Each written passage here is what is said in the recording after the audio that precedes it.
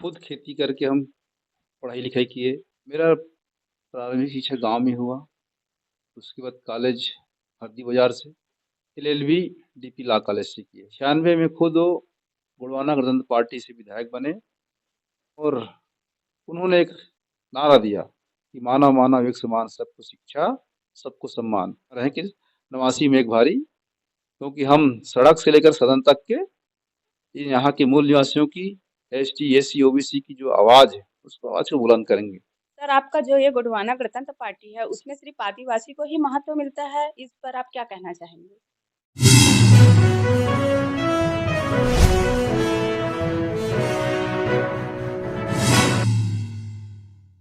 जय हिंद, जय भारत, जय जोहार, जय छत्तीसगढ़। मैं पुष्पा साहू, मीडिया डायरेक्टर और टीजीपी मीडिया में आप सभी का स्वागत है। आज हम आए हैं बिलासपुर और अभी हमारे बीच में उपस्थित है पाली तानाखार के नवनिर्वाचित विधायक तुलेश्वर सिंह मरकाम। सर्वप्रथम आपको बहुत बहुत बधाई हो सर, और टीजीपी मीडिया में आपका स्वागत है। थैंक यू, धन्यवाद। सर, हम आपसे ये जानना चाहेंगे कि आपका प्रारंभिक जीवन कैसा रहा और आपका रहन सहन।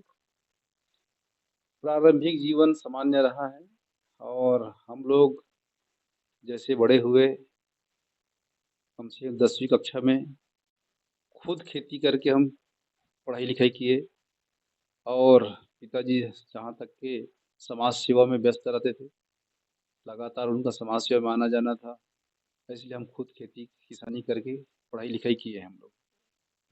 सर, आपका शिक्षा कहाँ तक का हुआ है? मेरा प्रारंभिक शिक्षा गांव में हुआ।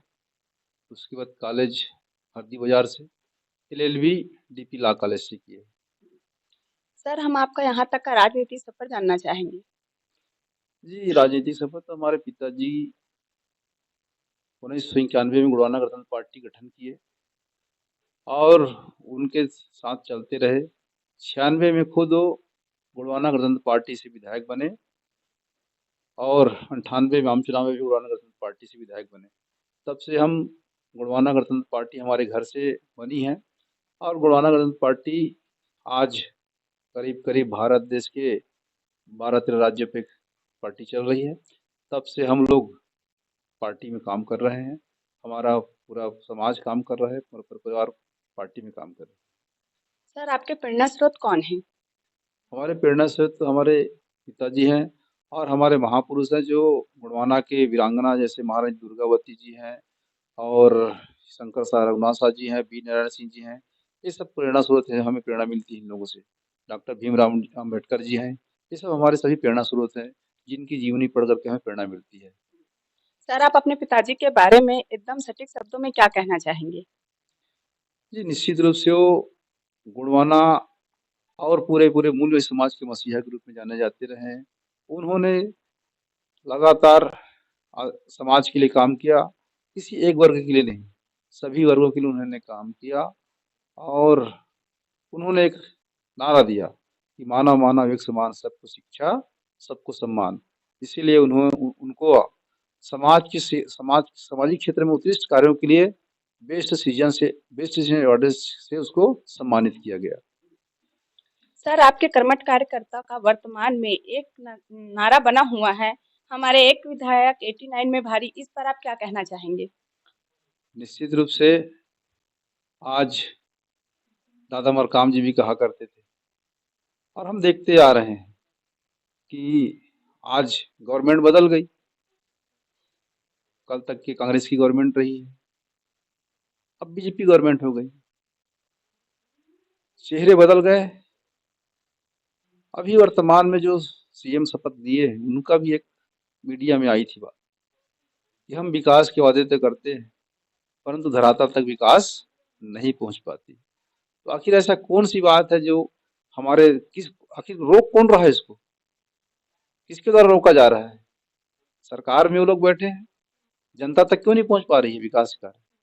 इसलिए हम सभी कार्यकर्ता हमारे इसलिए उठा रहे हैं कि नवासी में एक भारी, क्योंकि हम सड़क से लेकर सदन तक के यहाँ के मूल निवासियों की, एसटी एससी ओबीसी की जो आवाज है, उसको आवाज को बुलंद करेंगे और उनकी लड़ाई हम सड़क से लेकर सदन तक के, उसकी संवैधानिक अधिकार, उसकी जल जंगल जमीन के अधिकार, उनकी आरक्षण के अधिकार, ये तमाम जो मुद्दे हैं, तमाम जो विषय हैं, उन सारे विषयों को लेकर के हम सड़क की लड़ाई लड़ करके सदन तक की भी लड़ाई लड़ने का वचन हमने दिया है।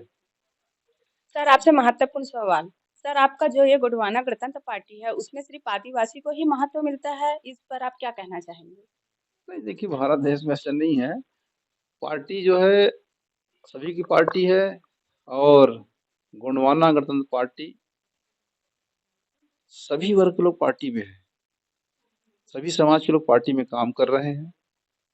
हमें इस तरीके से अन्य दल के द्वारा यहाँ की जो क्षेत्रीय पार्टियों को रोकने के लिए इस तरीके से भ्रम फैलाया जाता है, और भ्रम फैला भी रहे हैं। गोंडवाना गणतंत्र पार्टी ने सभी सभी समाज के लोगों को प्रत्याशी बनाया और चुनाव लड़ाया भी। निश्चित रूप से आज हम लोग गोंडवाना गणतंत्र पार्टी सभी समाज के लिए काम कर रही है और सभी को साथ लेकर के आगे बढ़ रही है। सर जैसे गोंडवाना गणतंत्र पार्टी और बहुजन समाज पार्टी का गठबंधन हुआ था, किसी भी एक ही सीट मिला सर, वो भी आपका बाकी सभी जगह हार गए, इस पर आप क्या कहना चाहेंगे? गोंडवाना गणतंत्र पार्टी बहुजन समाज पार्टी गठबंधन, निश्चित रूप से हमने पूरे अच्छे प्रदर्शन किया, और थोड़ी बहुत चूक हो गई होगी। हम अपनी जो विचारधारा को जनता तक नहीं पहुंचा पाए होंगे, या फिर जनता तक हम अपनी विचारधारा को जनता को नहीं समझा पाए, इसलिए हमें आज जो है छत्तीसगढ़ में एक ही सीट मिला। निश्चित रूप से हम आने वाले समय में अपनी विचारधारा को लेकर के हर गांव तक के, हर घर तक के पहुंचने का काम कर रहे हैं। आने वाले जो समय होगा 2028 का, उसमें हम दोनों दल मिलकर के इस प्रदेश में सरकार बनाएंगे। सर जैसे कि हमारा चैनल है टीजीबी मीडिया, इसके माध्यम से आप जनता को क्या संदेश देना चाहेंगे? निश्चित रूप से हम आपके बहुत बहुत आभारी टीजीबी मीडिया को, कि आपने अपना बहुत कीमती समय निकाल करके हमारे बीच पहुंचे, इसके लिए बहुत बहुत धन्यवाद। और इस मीडिया के माध्यम से मैं बताना चाहूँगा कि सर्वप्रथम हम चाहते हैं कि यहाँ के मूल निवासियों को, जिनके घरों तक सड़क नहीं पहुँची, उनके घरों तक सड़क पहुँचाने का काम करेंगे, और जिनके घरों तक पानी नहीं पहुँची, पानी पहुँचाने का काम करेंगे। छत्तीसगढ़ सबसे बड़ा ऊर्जा धानी है, बिजली यहीं से, कोयला यहीं से, उसके बाद भी आज एक बहुत बड़ा क्षेत्र अंधेरा है। तो हमारा प्रयास रहेगा कि हम जन जागृति के माध्यम से, जन आंदोलन के माध्यम से पूरे प्रदेश में सड़क, बिजली, पानी पहुंचाने का काम करेंगे। इसके लिए हम सदन पे भी आवाज उठाएंगे, और यहाँ के जो मूल निवासियों की जो समस्या है, उस समस्या को लेकर के सदन पर, सड़क पर, सभी जगह लड़ेंगे। आपका इतना कीमती समय देने के लिए सर आपको बहुत बहुत धन्यवाद।